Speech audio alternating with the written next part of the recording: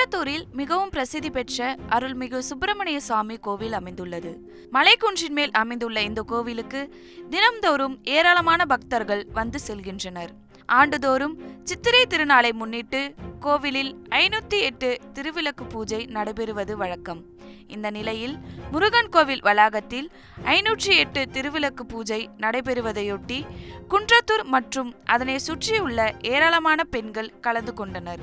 இதனை அடுத்து திருவிளக்கு பூஜையில் கலந்து கொள்ள வந்த நத்தம் பகுதியை சேர்ந்த பட்டியலின மக்களிடம் கோவில் அதிகாரிகளும் அறங்காவலர்களும் பாரபட்சம் காட்டுவதாக கூறி கோவில் வளாகத்தின் முன் பேனர் வைத்து அப்பகுதி மக்கள் திடீரென ஆர்ப்பாட்டத்தில் ஈடுபட்டனர்.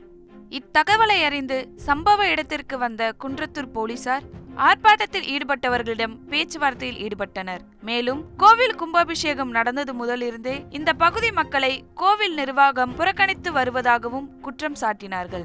இது குறித்து கோவில் அதிகாரிகளுடனும் சம்பந்தப்பட்ட பொதுமக்களுடனும் சமரச பேச்சுவார்த்தை நடத்துவதாக போலீசார் கூறியதை அடுத்து போராட்டத்தில் ஈடுபட்டவர்கள் அங்கிருந்து கலைந்து சென்றனர்.